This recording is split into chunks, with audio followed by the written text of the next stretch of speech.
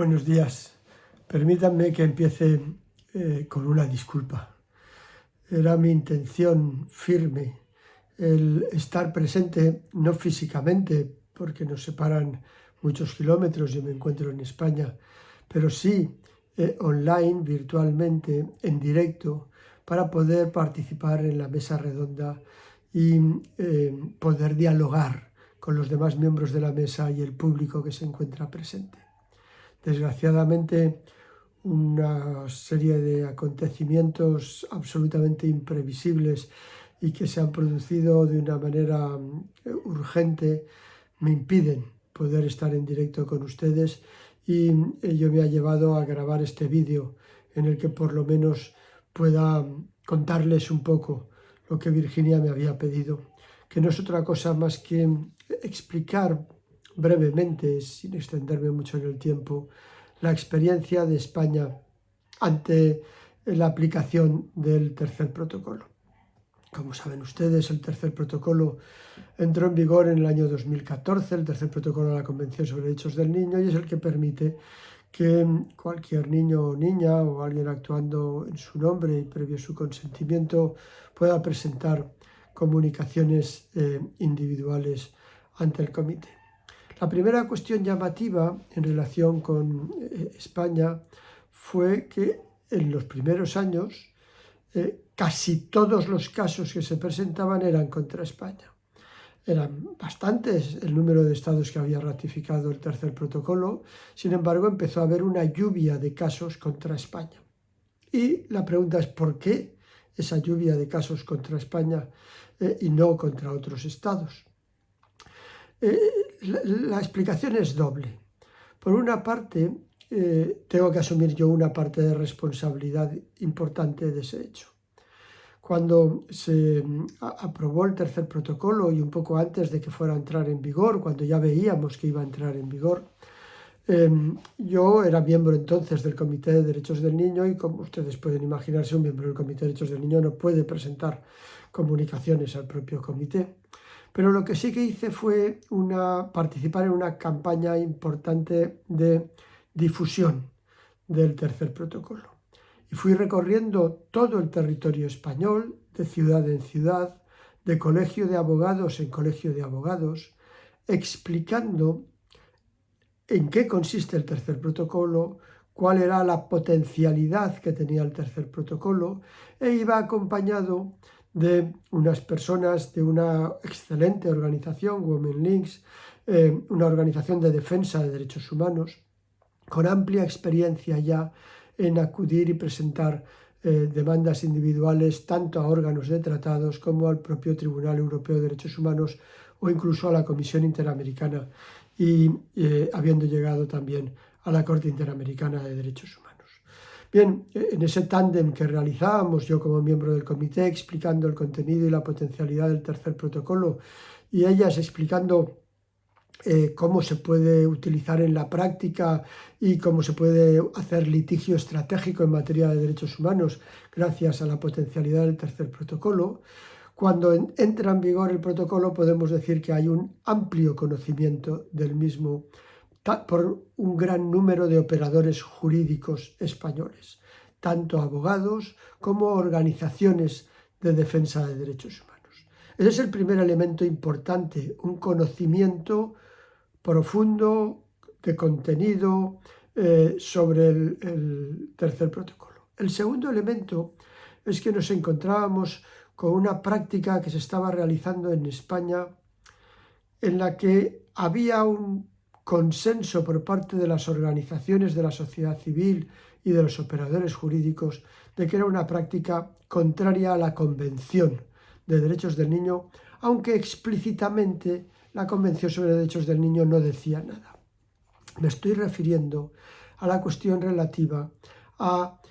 la determinación de la edad de los niños y niñas extranjeros no acompañados que llegan a territorio español. Como posiblemente ustedes conozcan, todos los años llegan varios miles de niños y niñas extranjeros no acompañados, migrantes no acompañados, a territorio español, procedentes en su abrumadora mayoría de el continente africano, tanto del África subsahariana, de la denominada África Negra, como del Magreb y el Marrec, es decir, el norte de África. Esos niños y niñas, cuando llegan a territorio español, no traen documentación alegando que son niños y niñas que no han cumplido todavía los 18 años, el sistema que está previsto en la legislación española es que la edad será determinada por el Ministerio Público, el Ministerio Fiscal, el Ministerio Público, a través de un decreto que no es recurrible. Y para la decisión de ese decreto, el Ministerio Público se apoya en una serie de pruebas médicas forenses realizadas por los médicos forenses, consistentes básicamente en una radiografía de la muñeca y en una radiografía de la mandíbula. Aparte de otra serie de pruebas, en caso de duda, que llegan a ser invasivas, incluido la inspección de los genitales. Eso era una práctica que era invasiva y que había un consenso bastante grande de que no se estaba respetando la Convención. Eso llevó a que un conjunto de operadores jurídicos, tanto abogados que trabajan en materia de migración como organizaciones defensoras de derechos humanos, decidieran utilizar el tercer protocolo para empezar a enviar casos al Comité de Derechos del Niño a efectos de que el comité se pronunciara sobre esta práctica. Y no solo uno, sino toda una batería de casos con diferentes situaciones. Era un modo de hacer estrategia de litigio ante el comité para que el comité se pudiera pronunciar. Estas situaciones, además, al basarse en un decreto del Ministerio Público que no tiene posibilidad de recurso judicial, agotaban los recursos internos inmediatamente, lo cual permitió que muy pronto, inmediatamente pocos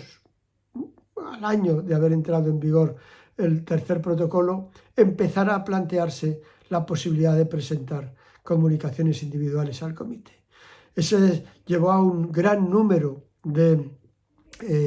comunicaciones individuales. Algunas no fueron admitidas porque carecían de alguno de los requisitos de admisibilidad. La mayoría de ellas fueron admitidas y durante los primeros años se llegaron a producir hasta 15 condenas contra el Estado español por esa práctica realizada, en la que el comité, en su primer dictamen sobre el tema, va a tener diversas opiniones individuales y disidentes, porque los miembros del comité estaban de acuerdo con que era una práctica contraria a la Convención, pero no se habían llegado a poner de acuerdo sobre cómo había que evaluar y determinar la edad, cuál debía de ser el procedimiento más idóneo, y eso llevó a que hubo una mayoría que en el primer dictamen planteó que debía hacerse de una forma y luego diversos miembros del comité presentaran opiniones individuales diciendo que no terminaban de coincidir con la forma que recomendaba el dictamen y proponían otras formas. Pero lo que sí que es cierto es que se produjo la condena de España y además llevó a que el propio comité elaborara ya por consenso una doctrina sobre determinación de la edad que reflejó en la observación general número 23 sobre niños y niñas en situación de migración, donde tiene 2 parágrafos dedicados a la evaluación de la edad. Eso ha permitido que el comité a partir de ahí ya no tuviera opiniones disidentes ni individuales y que ya sean dictámenes que se van sucediendo en condena a España. Y a plantear en la ley española, se aprobó primero una ley orgánica de protección integral de violencia contra la infancia, en la que una disposición adicional prevé la elaboración de una ley para reformar el sistema de determinación de la edad de los niños y niñas extranjeros no acompañados. Por lo tanto, ha sido una acción de litigio estratégico que efectivamente ha cambiado. Las autoridades españolas se encontraban preocupadas porque decían que España era el único Estado denunciado. No es así. al ver precisamente la acción del comité en relación a las denuncias contra España, otros operadores jurídicos de otros estados empezaron a presentar demandas individuales también. De hecho, y aquí juega algo España, pero fundamentalmente participan Dinamarca, Suiza, Finlandia, Francia, en aplicación del derecho de la Unión Europea, que es común para todos los estados de la Unión Europea y también para Suiza, que forma parte del espacio económico europeo y también queda obligado por el denominado Reglamento de Dublín III, se establece un procedimiento de deportación de niños y niñas migrantes fuera del territorio de la Unión Europea, que se aplica en los diversos estados y que ha llevado a que se presente un gran número de demandas posteriormente, a partir del año 2017 ya, 18, 19, 20, contra Suiza. Para que se haga una idea, en la actualidad hay 37 denuncias individuales contra Suiza pendientes, en su abrumadora mayoría relativas a deportación, también contra Dinamarca, también contra Finlandia, también contra Francia, donde tenemos 10, 12 denuncias individuales contra cada uno de los estados, también alguna contra España, aunque no son las menos frecuentes. En el marco de esa estrategia está llevando a que el comité vaya condenando efectivamente la aplicación práctica de ese reglamento de Dublín III, que es efectivamente no conforme con la Convención sobre Derechos del Niño. Lógicamente, la Unión Europea no forma parte de la Convención sobre Derechos del Niño, con lo cual no puede ser denunciada la Unión Europea ante el comité, pero sí cada uno de los estados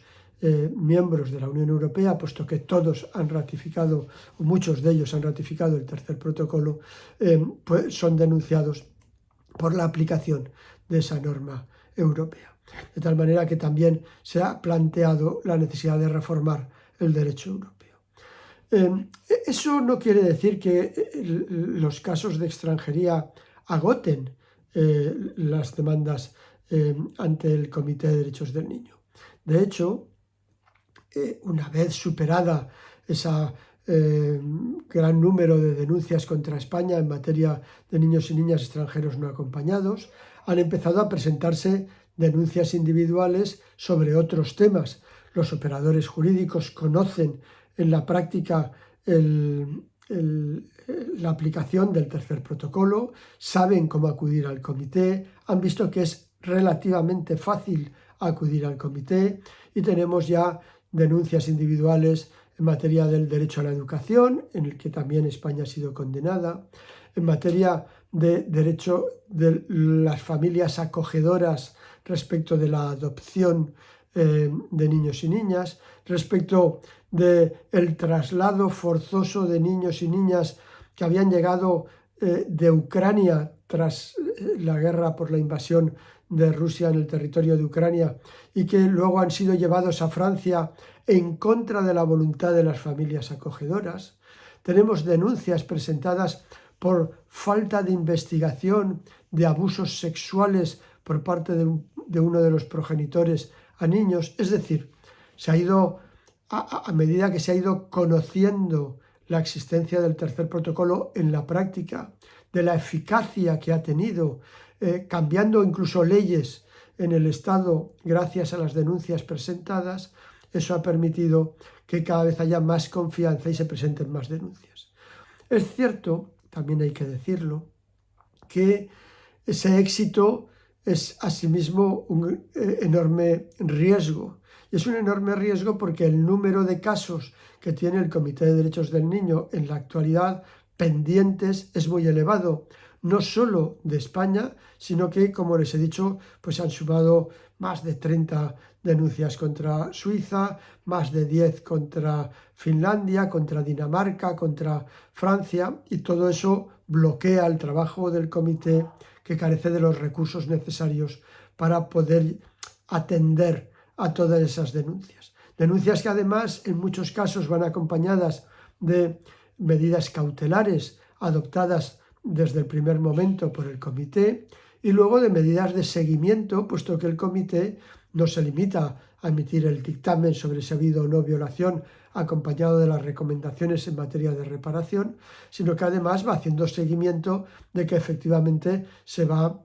aplicando por cada uno de los estados que han sido declarados como que han violado la Convención, en qué medidas se está llevando a la práctica. Lógicamente eso multiplica el trabajo a la vez que cada año tiene menos recursos el comité y está provocando una situación de bloqueo que lleva a que los casos empiecen a durar demasiado tiempo. No obstante, por concluir, la experiencia de España en la que tenemos pues 15 casos, 15 decisiones que han condenado a España por violación de la Convención en materia de fondo y que ha llevado en el ámbito de la extranjería a cambiar en primer lugar el modo de determinar la edad de los niños y niñas extranjeros no acompañados. En segundo lugar, la escolarización de los niños y niñas extranjeros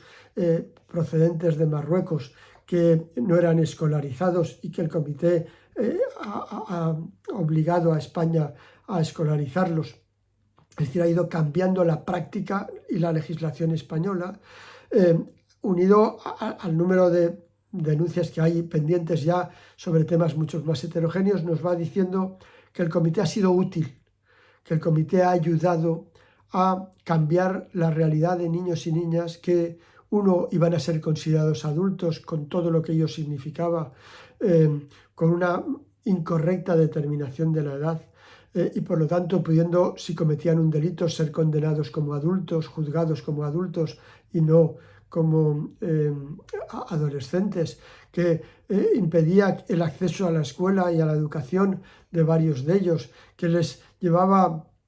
a consecuencias dañinas, puesto que no entraban en el sistema de protección y quedaban directamente en la calle, pues todo eso ha ido cambiando gracias al tercer protocolo. Insisto, tercer protocolo que, habiendo sido utilizado coherentemente, coordinadamente por diversos operadores jurídicos, ha ayudado a cambiar la situación de muchos miles de niños y niñas, a partir de unos pocos casos a través de litigios estratégicos, pero que corre el grave peligro de quedarse bloqueado o, por decirlo de alguna vez, de una forma sencilla, morir de éxito. Estas lecciones, en su parte positiva y en su parte negativa, que se han ido obteniendo de la práctica española, espero que les ayuden y les sirvan para poder sacar ideas en sus estados para poder utilizar de una manera más eficiente y más eficaz el tercer protocolo. Muchas gracias por su atención y de nuevo mis disculpas por no poder estar presente.